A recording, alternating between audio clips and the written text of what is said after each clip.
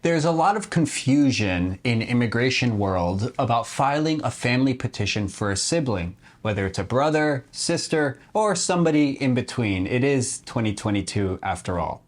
In this video, we're going to discuss a few things. We're going to talk about who can petition for a sibling, what the processing times are like, and some other practical considerations, such as whether or not the sibling can wait in the US while your case is processing.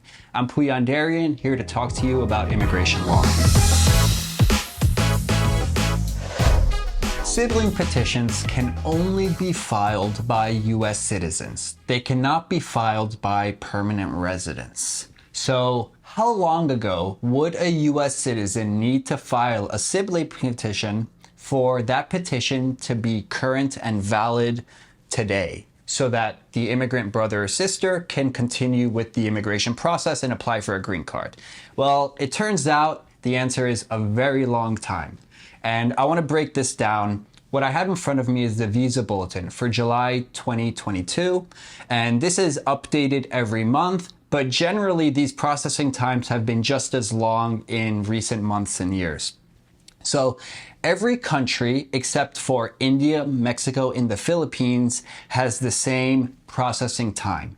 The government is currently processing sibling petitions from every country except India, Mexico, and Philippines from March 2007.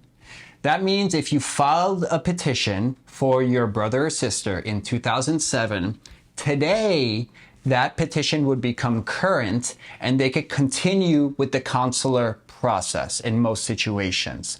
Now, how long is it for India, Mexico, and the Philippines, you might ask? India is currently processing applications from September 2005, so approximately 17-year backlog. Mexico is currently processing applications from the year 2000, so a 22-year backlog for Mexican siblings of US citizens. And the US is currently processing petitions from the Philippines from 2002, so approximately a 20-year backlog. So when you ask, why don't you just come to the US legally? Here's your answer. The major problem with sibling petitions is that these are preference categories, which means that your sibling cannot just wait in the US unlawfully, wait for the processing times to become current.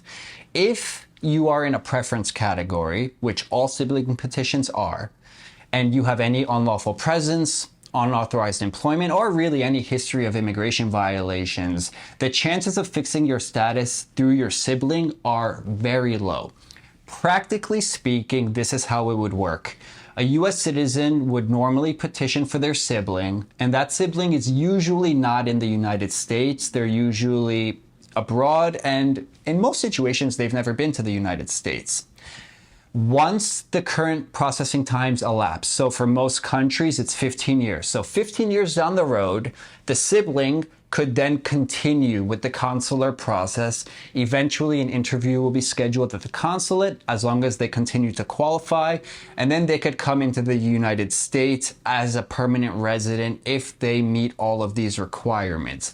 It's not more difficult than other types of family petitions, but the processing times, practically speaking, make it an unlikely option for most people.